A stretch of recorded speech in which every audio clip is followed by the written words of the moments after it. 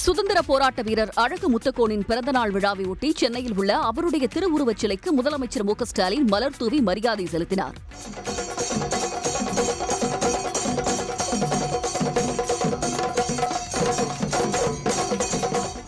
சென்னை எழும்பூர் ரயில் நிலையம் அருகில் உள்ள அவருடைய சிலைக்கு அமைச்சர்கள், மேயர் உள்ளிட்டோர் மலர் தூவி மரியாதை செலுத்தினர். நாகை மாவட்டம் வேதாரண்யம் அருகே வெள்ளப்பள்ளம் மீனவ கிராமத்தில் 100 கோடி ரூபாய் மதிப்பீட்டில் நடைபெற்று வரும் தூண்டில் முள்வளைவு கட்டும் பணி தாமதமாகி வருவதாக குற்றம் சாட்டி மீனவர்கள் கடலில் இறங்கி போராட்டம் நடத்தினர்.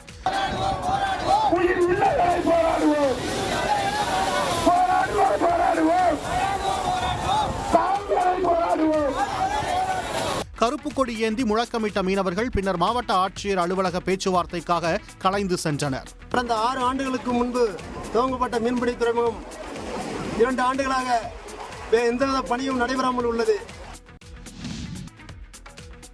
சென்னை தாம்பரம் அருகே மேய்ச்சலுக்கு சென்றுவிட்டு வீடு திரும்பிய 8 மாடுகளை ஒரே இரவில் மர்ம நபர்கள் திருடிச் சென்றது பரபரப்பை ஏற்படுத்தியுள்ளது. தாம்பரம் அடுத்த வரதராஜபுரத்தில் மேய்ச்சலுக்கு சென்ற மாடுகள் வீடு திரும்பாததால் உரிமையாளர்கள் சோமமங்கலம் போலீசில் புகார் அளித்தனர். சிசிடிவி காட்சிகளை போலீசார் ஆய்வு செய்தபோது முகமுடி அணிந்த மர்ம நபர்கள் மாடுகளை மடக்கி பிடித்து 2 மினி லாரிகளில் ஏற்றிச் சென்றது தெரிய வந்துள்ளது. இதுகுறித்து போலீசார் விசாரித்து வருகின்றனர். குற்ற சம்பவங்களை குறைக்க ஸ்மார்ட் காக்கீஸ் என்ற புதிய திட்டம் கோவை மாவட்டத்தில் தொடங்கப்பட்டுள்ளது. இதனை மாவட்ட காவல் கண்காணிப்பாளர் கார்த்திகேயன் தொடங்கி வைத்தார். குற்றவியல் தடுப்பு, போக்குவரத்து ஒழுங்குமுறை மற்றும் பொதுமக்கள் பாதுகாப்பை உறுதி செய்யும் நோக்கில் 33 புதிய ரோந்து வாகனங்கள் வழங்கப்பட்டுள்ளன. இதில் காவலர்கள் ரோந்து செய்வதற்கான GPS கருவி, சைரன் கருவிகள் பொருத்தப்பட்டுள்ளன. 2 காவலர்கள் பயணிக்கும் இந்த வாகனத்தில் ஒருவரிடம் வாக்கி டாக்கி மற்றும் கண்காணிப்பு கேமராவும் அமைக்கப்பட்டுள்ளன. கோவை மாவட்டம் மேட்டுப்பாளையத்திலிருந்து உதகைக்கு சிறப்பு ரயில் சேவை தொடங்கியது. இன்று முதல் ஆகஸ்ட் 17ஆம் தேதி வரை வெள்ளி, ஞாயிற்றுக்கிழமைகளில் மட்டும் சிறப்பு மலை ரயில் இயக்கப்படுகிறது. இந்த ரயில் காலை 9:10 மணிக்கு புறப்பட்டு பகல் 2:25 மணிக்கு உதகை சென்றடைகிறது.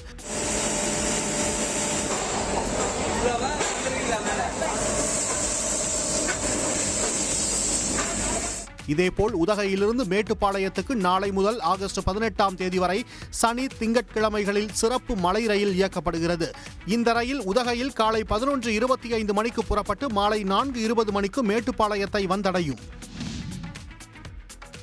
நாமக்கல் மாவட்டம் பள்ளிப்பாளையம் காவிரி ஆற்றில் படர்ந்துள்ள ஆகாய தாமரை செடிகளை அகற்றி வரும் தன்னார்வலர்களுக்கு பொதுமக்கள் பாராட்டு தெரிவித்துள்ளனர். மேட்டூர் அணையிலிருந்து பாசனத்துக்காக காவிரி ஆற்றில் வெளியேறும் தண்ணீர் சேலம், நாமக்கல், ஈரோடு வழியாக டெல்டா மாவட்டங்களை சென்றடைகிறது. இந்நிலையில் நாமக்கல் மாவட்டம் பள்ளிப்பாளையம் பகுதியில் உள்ள காவிரி ஆற்றில் சுமார் 6 கிலோமீட்டர் வரை ஆக்கிரமித்த ஆகாய தாமரை செடிகளை தன்னார்வலர்கள் அகற்றி வருகின்றனர். அவர்களை பொதுமக்கள் வெகுவாக பாராட்டி வருகின்றனர். துணி துவைக்க முடியாம, குளிக்க முடியாம மக்கள் ரொம்ப இது பண்றாங்க. அப்படிங்கிறதுக்காக தற்சமயம் ஊர் பொதுமக்களோட ஒருங்கிணைஞ்சு அந்த ஆகாய தாமரையெல்லாம் அகற்றி பொதுமக்களுக்கு நல்ல விஷயங்களை பண்ணணுங்கிறதுக்காக இந்த பணியை நம்ம செஞ்சுட்டு வரோம். இதை பார்த்துட்டு பொதுமக்களே தானாக முன் வந்து பல்வேறு பணியை செய்கிறாங்க. நிலுவையில் உள்ள 2 மாத ஊதியத்தை வழங்க வலியுறுத்தி கடலூர் மாநகராட்சி அலுவலகம் முன்பு ஒப்பந்த தூய்மை பணியாளர்கள் காத்திருப்பு போராட்டத்தில் ஈடுபட்டனர். கடலூர் மாநகராட்சியில் 300க்கும் அதிகமானோர் சிட்டி கிளினிக் என்ற தனியார் நிறுவனத்தில் ஒப்பந்த அடிப்படையில் தூய்மை பணியாளராக உள்ளனர்.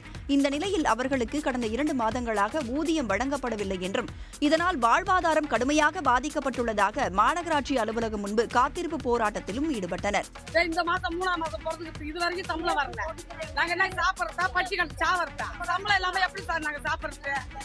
பாட்டு தண்ணி வாங்கினாலும் 10 ரூபான்றாங்க. காசு இருந்தா தானே சார் வாங்க முடியும். காசு இல்லாத என்ன பண்றது?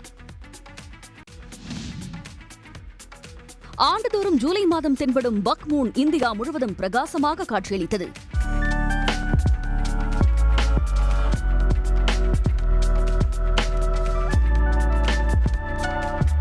ஒவ்வொரு ஆண்டும் ஜூலை மாதத்தின் முதல் பௌர்ணமி பக் மூன் என்று அழைக்கப்படுகிறது. இந்த நிலவு பொதுவாக மற்ற முழு நிலவுகளை காட்டிலும் மிகவும் பிரகாசமாக தெரியும். அதே சமயம் வழக்கத்தை விட வானத்தில் சற்று தாழ்வாக காட்சியளிக்கும்.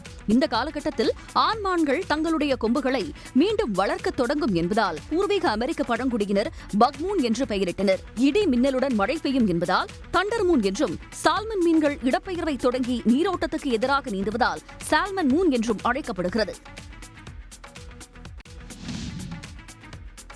குன்றக்குடி அடிகளாரின் நூற்றாண்டு நிறைவை ஒட்டி சிவகங்கை மாவட்டம் குன்றக்குடியில் உள்ள மணி மண்டபத்தில் அவருடைய உருவச்சிலைக்கு ஆட்சியர் மற்றும் பொன்னம்பல அடிகளார் மாலை அணிவித்து மரியாதை செலுத்தினர்.